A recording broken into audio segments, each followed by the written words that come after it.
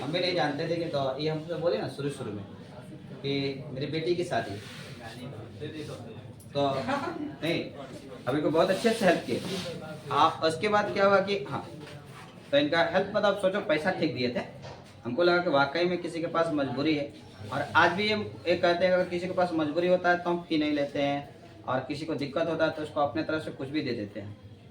जितना हमसे हेल्प होता है सारे बच्चों से लगभग इनको पैसा दिलवाए थे। एक लड़की की शादी और एक माँ अपनी बेटी के लिए अगर मांग दी तो कोई मजबूरी जरूर होगा। यहाँ पे आए थे तब उधर से यहाँ पे आए थे लड़के उसमें लगभग 200-250 थे। मुझे लग रहा है कि पूरे बैच वसूल कर इनको पैसा दिए थे लगभग 7-8 हज़ार रुपये दिए थे। तो लेकिन हाँ बाद में पता लगा कि नहीं इनके पास कोई मजबूरी नहीं है, ये पेशा है। नहीं अच्छी बात है मतलब देना चाहिए, देना कोई गलत चीज नहीं, हेल्प करना चाहिए। लेकिन झूठा अब क्या हुआ ना कि झूठ बोलना एक थोड़ा सा ऑड लगता है। पता है मानव में एक चीज मानव में ना एक बहुत बड़ी कमी आ चुकी।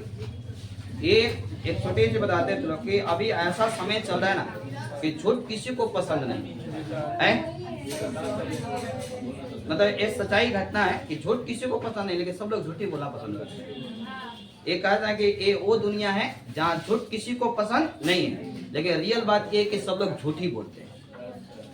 कोई कहता है कि हमको झूठ पसंद नहीं है लेकिन देखा जाए तो सबसे ज्यादा के लोग क्या बोलते हैं, झूठ ही बोलते हैं। और अभी का जो समय चला है रियलिटी में देखा जाए तो 100 में अगर देखा जाए ना तो 90% लोग इसको यूज करते हैं, 10% अपनी सच्चाई को रखे हुए हैं और ये 10% ही है जो कि मानव नाम की चीज रखा है, नहीं तो 90% किसी पे भरोसा नहीं। ऐसी बहुत बार हुआ है। अच्छी बात है आपको हो सकता है इनके पास कोई मजबूरी जरूर हो सकता है कि इनके जो हस्बैंड होंगे नहीं कमाते होंगे, ठीक है नहीं कमाते हैं, आप अपने जीविका चलाइए लेकिन वैसे तरीके से चलाइए ताकि सामने वाला को लगे। जैसे अब वो आई थी ना हम उनसे उस समय बोले थे कि अब आइएगा तो जरूर देंगे लेकिन कोई तरीका लेकर बहाना लेकर नहीं, आइए आप 10 रुपया 50 रुपया जो भी होगा हम आपका हेल्प करेंगे। लेकिन आप कोई गलत तरीके से मान हम कल कर दिए है आज उस तरह दूसरा व्यक्ति कभी आएगा ना तो उसका हेल्प नहीं कर पाएगा। कभी कभी ऐसे होता है, आज भी अपने अगर बिहार में देखा जाए ना तो 2% लोग ऐसे हैं ना जिनके पास ये सारी चीज़ों का प्रॉब्लम है।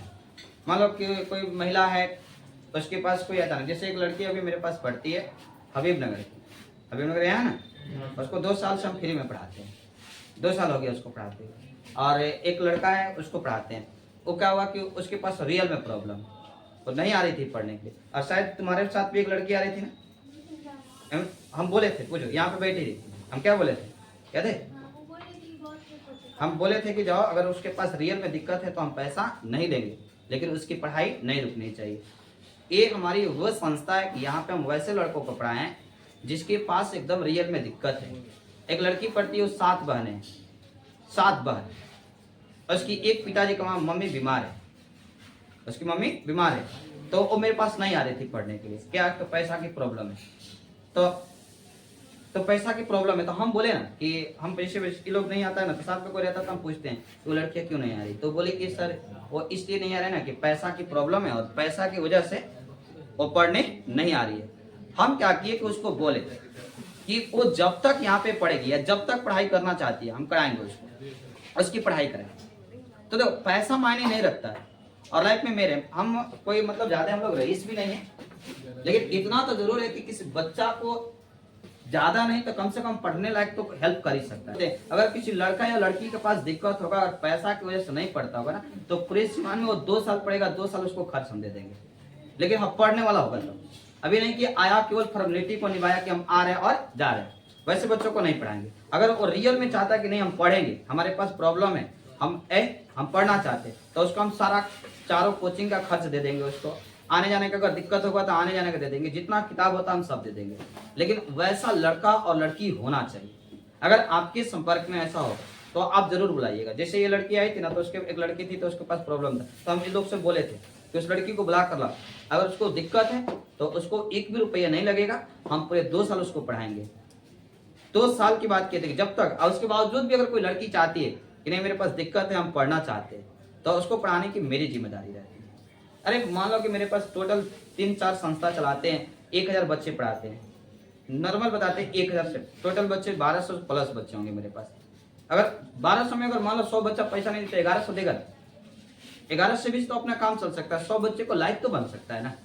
अरे 100 ना दे, अच्छा मानो 100 नहीं दे तो क्या फर्क पड़ा, लेकिन 100 बच्चा ऐसा नहीं होता है। हर साल 6, 7, 8, 10 बच्चे ऐसे होते हैं जिनके पास प्रॉब्लम होता है, या कोई लगा कहने कि सर मेरे पास दिक्कत है, तो हम उसको खुद छोड़ देते हैं। तो ऐसी कंडीशन में अगर 2-4 बच्चे को पढ़ाया जाता तो बेटर है। अगर तुम लोग को भी संपर्क में है तो लाना। हाँ, अगर तुम्हारे गांव में भी किसी को ऐसा प्रॉब्लम आ जाए तो हमसे जरूर बना, हमसे जितना हेल्प होता हम कर देंगे। ज्यादा नहीं करेंगे लेकिन इतना तो जरूर कर देंगे, उसको थोड़ा सा क्या मिले, राहत मिले, इतना कर सकते हैं।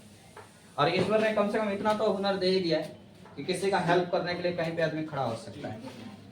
बहुत कुछ नहीं लेकिन थोड़ा जरूर कर सकता है। अब ये नहीं कहेंगे नहीं उसका पूरा लाइफ टाइम हेल्प कर सकते हैं, लेकिन हाँ उसकी जीविका चलाने लायक, उसको वहां उसके मंजिल तक पहुंचाने लायक हेल्प कर सकता है। अगर ऐसे होता है बाबा, जैसे आप लोग जिस गांव के रहने वाला होंगे, जरूरी नहीं कि सारे पूरे गांव का गांव रईस होगा, ऐसा नहीं।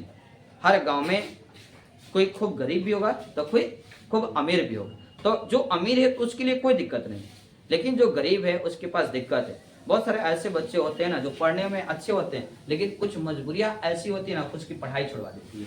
ऐसी भी कंडीशन आप लोग देखे होंगे। अभी आप लोग जो 10वीं में पढ़ते थे, आपके ग्रुप में ऐसे ऐसे बच्चे होंगे जिनके पास से देखिएगा पढ़ने का हुनर बहुत अच्छा है, लेकिन पता लगा कि उसकी दयनीय स्थिति क्या है, खराब है, जिस वजह से पढ़ाई का क्या किया, छोड़ दी।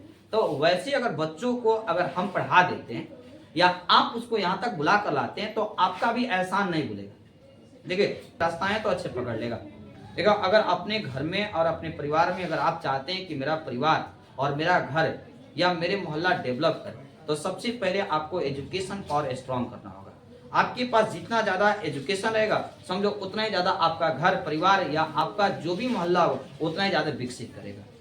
कोई पैसा, देखो पैसा से ना कोई परिवार को बड़ा नहीं कर सकता है। पैसा कितना भी हो जाए ना, उसको सेवन करने का तरीका मालूम ना हो, उसको यूज करने का तरीका मालूम ना हो, तो कोई कुछ नहीं कर सकता है। अगर तुम लोग को बताओ, अगर पैसा दे दिया जाए तो क्या आप बड़े आदमी बन सकते हैं? नहीं। लेकिन अगर एजुकेशन अगर स्ट्रॉन्ग कर दिया जाए ना, तो अगर पैसा आपको 1 करोड़ मान लो रुपया दे दे, कोई पैसा मान लो 1 करोड़ दे दे, आप 1 करोड़ रुपया को इन्वेस्ट करने में आपको समय नहीं लगेगा, तरीका मालूम नहीं रहेगा। लेकिन अगर तरीका मालूम रहे ना, तो आप 1 करोड़ से 4 करोड़ बना सकते हैं।